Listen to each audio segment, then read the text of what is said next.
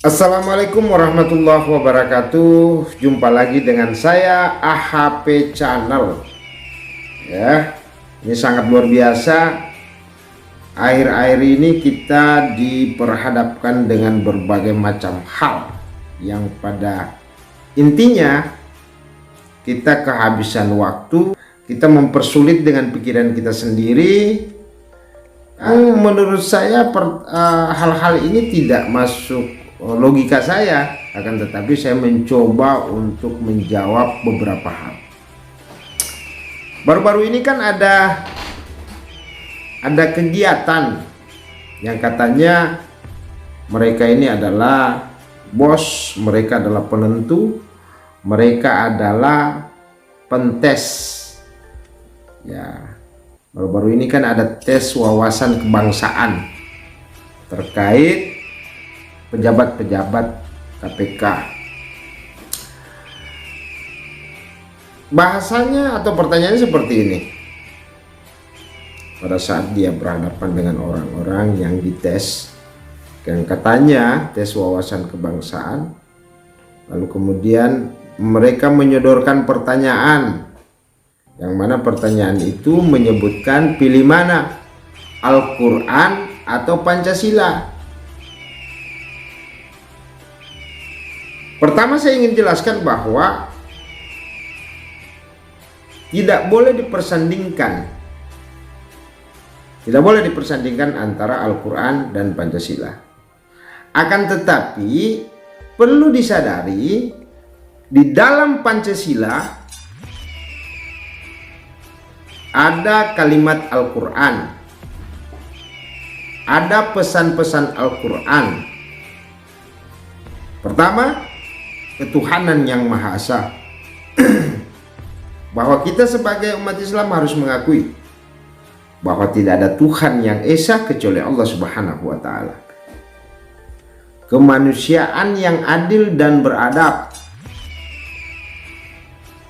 Perintah Al-Quran mengatakan harus adil dan harus berakhlak, harus beradab. Jadi mulai dari sila pertama sampai sila kelima itu semua ada yang terkandung di dalam Al-Quran. Itu satu. Jadi harus kita paham bahwa terlalu rendah, saya mengatakan bahwa terlalu rendah kitab suci Al-Quran itu ketika disandingkan dengan apapun. Terlalu rendah menurut saya. Disandingkan dengan manusia, terlalu rendah. Karena kalimat yang ada di dalam Al-Quran itu adalah kalimat yang menciptakan kita. Penyampaian yang menciptakan manusia. Penyampaian yang menciptakan seluruh alam semesta. Lalu bagaimana mungkin Anda atau saya menyandingkan Al-Quran dengan hal yang lain? Oh, tidak bisa. Jadi ini pemahaman sekuler yang ingin memisahkan antara negara dan agama. Ini kelompok-kelompok sekuler dari dulu ingin memisahkan antara agama dan negara. Nah, jadi ada pemahaman yang keliru ketika kita ingin menyandingkan, karena kapan kita menjawab ini barang secara tidak langsung, apalagi kalau kita menjawabnya salah atau keliru, waduh, ini bahaya. Akan tetapi ketika kita mengatakan bahwa saya pilih Al-Quran, maka kita dicap sebagai orang yang tidak cinta dengan Pancasila. Dan ini berbahaya. Nah, manakala saya mengatakan bahwa saya pilih Pancasila, maka secara tidak langsung keluar kita punya akidah.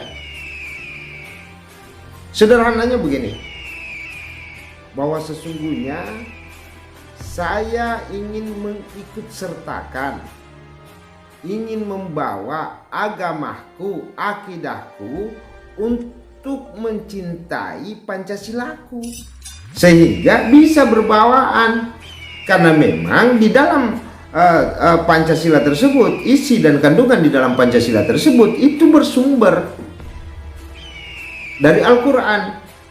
Apa yang disebutkan di dalam Al-Quran, pesan-pesan seperti apa yang disebutkan dalam Al-Quran, itu tertuang, disampaikan di dalam Pancasila, mulai dari sila pertama sampai sila kelima. Jadi bagaimana mungkin pertanyaan itu bisa muncul untuk mentes tentang kecintaan seseorang kepada negara ini? Oh, salah. Jadi saya tidak tahu siapa yang goblok, siapa yang bebal sebenarnya. Jadi kalau kita kembali pada persoalan keinginan-keinginan dari kelompok sekuler tadi, ya memang pertanyaan itu pasti dia munculkan karena ingin melihat, ingin dari dulu mereka bernafsu, bersahwat untuk memisahkan antara negara dan agama. Nah, ini berbahaya. Para ulama kita yang menyampaikan hal tersebut, ya kan, buah-buah pikiran yang bersumber dari Al-Quran, lalu kemudian dituangkan di dalam Pancasila, disederhanakan di dalam bahasa Pancasila. Jadi jangan salah, ini adalah syahwat orang sekuler yang mencoba ingin memisahkan, dari dulu ingin memisahkan antara agama dan negara. Ini pesan saya, kita jangan terjebak di situ, tidak boleh kita terjebak. Sebenarnya yang kelihatan itu tidak tidak sehat cara berpikirnya adalah orang yang menyodorkan pertanyaan.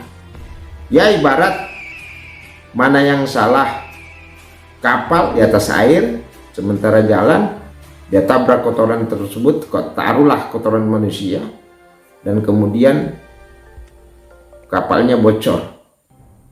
Pertanyaannya, siapa yang salah? Yang salah apakah kotoran manusia tadi atau kapalnya yang salah? Ternyata bukan di situ jawabannya. Jawabannya adalah ternyata yang menyampaikan pertanyaan tersebut, yang menyodorkan pertanyaan tersebut adalah orang yang salah, bukan kapal atau kotoran manusia yang salah. Ini dari saya, terima kasih. Syukran jazakumullah. Assalamualaikum warahmatullahi wabarakatuh.